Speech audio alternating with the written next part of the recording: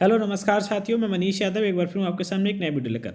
और आज आपका हिंदी का पेपर हुआ है। हिंदी के पेपर के बारे में हम लोग चर्चा करने वाले हैं कि आज आपका जो पेपर हुआ है वो पेपर आपका कैसा गया है।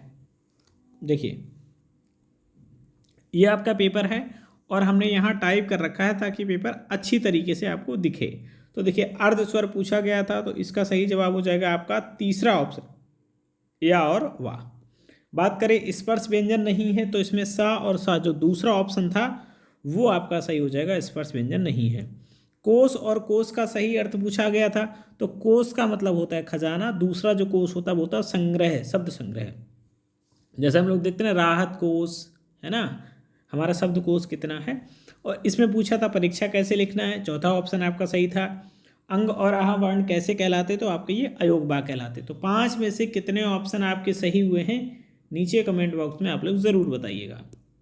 इसके बाद आपके ये क्वेश्चंस थे, इनमें देखो ज़रा, इनमें क्या पूछा गया था अति लघु उत्तरी में।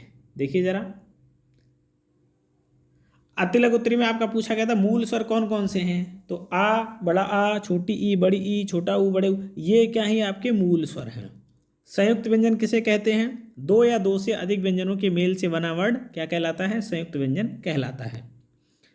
अग, नवीन, अधन और अवनी के विलोम शब्द लिखने थे। अग का ज्ञानी, नवीन यानी कि पुराना, अधन धनवान, अवनी का आकाश। अवनी का मतलब होता है धरती। अर्धविराम उदाहरण के साथ लिखना था। तो देखिए, अर्धविराम क्या है, वाक्य के छोटे छोटे खंडों को अलग करने के लिए अर्धविराम का प्रयोग किया जाता है। जैसे राम घर गया वह थक गया हुआ था, है ना। आगत ध्वनियाँ क्या होती हैं, विदेशी भाषाओं से आई हुई ध्वनियाँ हमें क्या कहलाती है, आगत ध्वनि। जैसे हम लोग ये फा के नीचे लगा देते हैं ऐसे, इस तरीके से, ये जो नुक्ता होता है। देवनागरी लिपि की दो विशेषताएं, ध्वन्यात्मक लिपि है, शब्दों के ऊपर सिरोरेखा होती है। जैसे हम लोग कुछ भी लिखते हैं तो ऊपर रेखा खींच देते हैं, है ना। आगे देखो, फिर क्या पूछा था 2 नंबर के क्वेश्चन लघु उत्तरी में थे। भाषाई कौशल क्या है, भाषा के प्रयोग से संबंधित दक्षताएं, सुनना, बोलना, पढ़ना और लिखना, ये भाषाई कौशल कहलाती हैं। रा वर्ण को कितने प्रकार से लिखा जाता है, उदाहरण के साथ लिखना था 3 प्रकार से। जैसे पूर्व में लिखा है ना, जैसे कर्म लिखा है। पश्च का धनरा, मध्य में, पूर्व में लिखा जा सकता है, पश्चिम में लिखा जा सकता है और मध्य में भी। तो 3 प्रकार से लिखा जाता है। कक्षा शिक्षण में वाचन का महत्व बताते हुए वाचन के प्रकार लिखने हैं। वाचन से क्या होता है, उच्चारण शुद्ध होता है, समझ बढ़ती, अभिव्यक्ति की क्षमता बढ़ती है। वाचन के प्रकार मौन वाचन, श्रवण वाचन और वाचिक वाचन। प्रारंभिक स्तर पर लेखन सिखाने की विधियाँ, वर्ण परिचय के द्वारा, चित्र के माध्यम से, शब्दवान लेखन अभ्यास के द्वारा।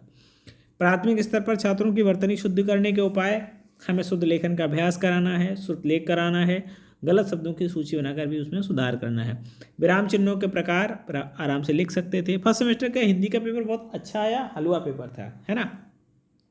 ग्रहकार का महत्व समझाते हुए इसमें लाभ लिखना है, ये भी आपका सिंपल है ना। तो ओवरऑल जो आपका पेपर है, पेपर आपका बहुत अच्छा था, पेपर मज़ेदार था। उम्मीद है कि आप लोगों ने बहुत अच्छा किया होगा। आपके कितने ऑब्जेक्टिव सही है नीचे कमेंट बॉक्स में ज़रूर बताइएगा। और हाँ, अगले सेमेस्टर के अगर आप नोट्स लेना चाहते हैं, हमारे साथ जुड़कर पढ़ना चाहते हैं, तो आप लोग क्या कर सकते हैं, व्हाट्सएप पर हम पे कनेक्ट हो सकते हैं। ये हमारा व्हाट्सएप नंबर है। Thank you so much.